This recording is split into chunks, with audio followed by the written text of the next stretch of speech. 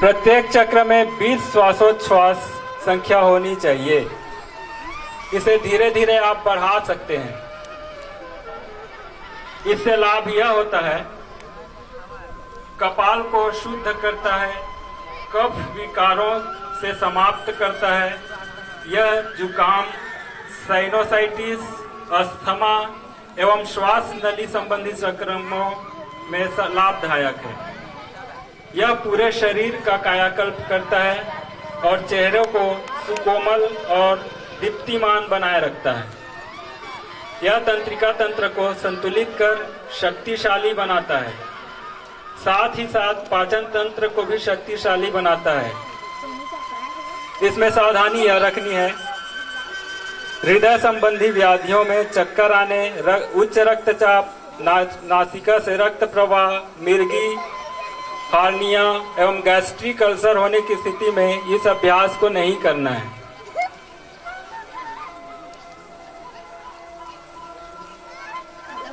स्वस्थ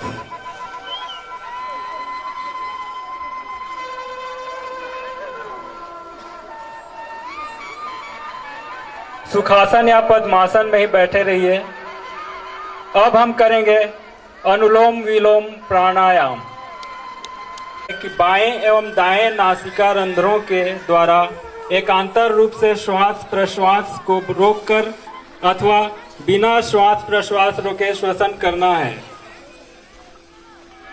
सर्वप्रथम किसी भी आसन में बैठ जाइए, सुखासन हो या पद्मासन हो या वज्रासन हो। मेरुदंड की अस्थि एवं शीर को सीधा रखें तथा आंखें बंद होनी चाहिए। सिर सीधे और आंख बंद। कुछ गहरी श्वासों के साथ शरीर को शिथिल करना है। ज्ञान मुद्रा में बाईं हथेली एवं घुटने के ऊपर रखनी है। ज्ञान मुद्रा, ये वाली स्थिति ज्ञान मुद्रा में दोनों घुटनों में रखना है हथेलियों को।